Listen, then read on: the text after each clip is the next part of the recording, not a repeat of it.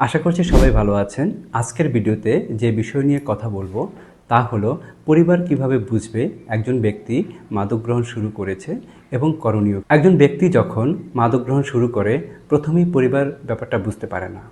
এই বুঝতে না পারার প্রধান কারণ হলো মাদক নির্ভরশীলতার প্রাথমিক লক্ষণ ও উপসর্গগুলো বেশিরভাগ পরিবারের কাছেই অজানা। আবার অনেক সময় দেখা যায় বাবা মা বিশ্বাস করতে চায় না তাদের সন্তান মাদক গ্রহণ করছে।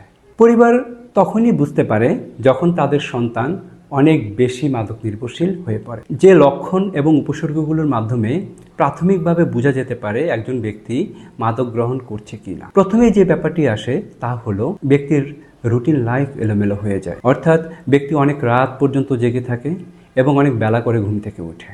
ব্যক্তির খাবারের পরিমাণ এবং খাবারের সময় এলোমেলো হয়ে যায়। তারপর যে বিষয়গুলো আসে, পড়াশোনা ও কাজে মনোযোগ এবং আগ্রহ কমে যায়, মিথ্যে কথা বলে, সে কখন কোথায় কার সাথে আছে এ ব্যাপারে সঠিক তথ্য পরিবারকে দেয় না, ভালো বন্ধুদের সাথে মেলামেশা করে না, মন মেজাজ পূর্বের তুলনায় অনেক বেশি খারাপ থাকে। অনেক ক্ষেত্রে দেখা যায় যে শরীরের ওজন কমে যায়। এই অস্বাভাবিকতা যখন একজন ব্যক্তির মধ্যে থাকবে তখন পরিবার কি করবে?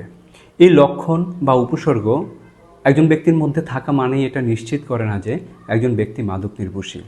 অন্যান্য অনেক কারণেও এই লক্ষণ বা উপসর্গগুলো একজন ব্যক্তির মধ্যে দেখা দিতে পারে। তাই এটা নিশ্চিত না হয়ে একজন ব্যক্তিকে দোষারোপ করা, সে মাদক গ্রহণ করছে কিনা এই জাতীয় প্রশ্ন করা ঠিক নাও হতে পারে। তাই ব্যক্তিকে অভিযোগ না করে সমমর্মী আচরণ করা, এমন কোনো আচরণ না করা যা কিনা পারস্পরিক সম্পর্ক নষ্ট করে, ব্যক্তির প্রতি খেয়াল রাখা, ব্যক্তি কোথায় যাচ্ছে, কার সাথে মিশছে সে ব্যাপারে খেয়াল রাখা, ব্যক্তির কোথায় সমস্যা হচ্ছে তা বুঝতে চেষ্টা করা এবং সেই অনুযায়ী তার সাথে কথা বলা। সর্বোপরি একজন পেশাদারী ব্যক্তির পরামর্শ নিয়ে পরবর্তী পদক্ষেপ নিয়ে। আজ এ পর্যন্তই। আমার সাথে থাকার জন্য আপনাদের সবাইকে ধন্যবাদ।